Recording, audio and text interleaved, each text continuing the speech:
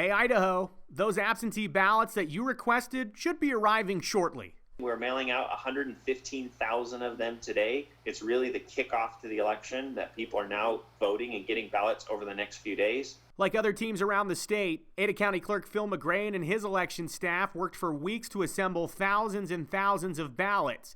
In anticipation of ballots arriving, we've seen your questions about how to properly cast an absentee vote. Your absentee ballot packet will include a few components: instructions, the ballot, a secrecy sleeve, and the return envelope. After you fill out the ballot, follow these steps.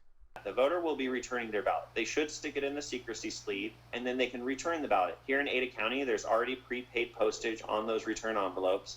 But before they stick the ballot in the mail or in one of our drop boxes, it's really important that the voter signs the affidavit on the back.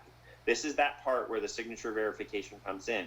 During the presidential debate Tuesday night, there was a conversation about absentee ballots being rejected.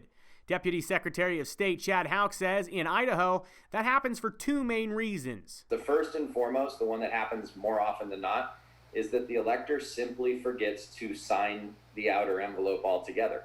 And in those cases, depending on how early they get back to the clerk's office at the county, the clerk will often have an opportunity to get a hold of that voter, either by utilizing their phone number if they have it on file, or by writing a letter to that elector. The other major reason ballots are flagged? Number two, very closely related, is not following up the correct procedure. And by correct procedure, I mean one ballot in one secrecy envelope, inside one return envelope, sealed and signed by the voter whose name appears on the outside of that envelope. Mistakes can often be attributed to ballot mix-ups at home. Husbands and wives, for example, where the envelope gets transferred between the two, and maybe the husband signs the wife's envelope and returns his ballot in it. The wife signs the husband's, returns it in it. Those mistakes need to be corrected by Election Day. It's got to be resolved, and it's got to be properly formatted by the time it comes in at 8 o'clock. A social media post caught the attention of the 208 team. The author explains how they got their ballot via email. Another person responded that it could be a scam.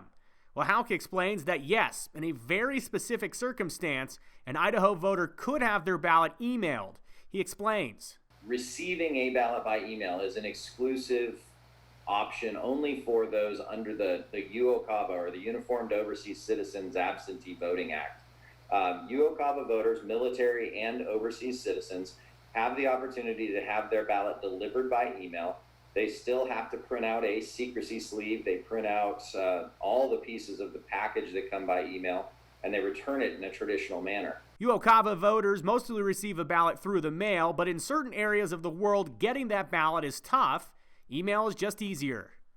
Another social media post that caught our attention, a claim that people were coming into Ada County from Seattle to staff the polls on Election Day. Clerk McGrain, is that true? Absolutely not. All poll workers here are local people. McGrain explains people from Seattle did in fact volunteer to come help, but we're not actually using any of those people. We have way more than enough poll workers here in Ada County locally who've been willing to step up and serve that day.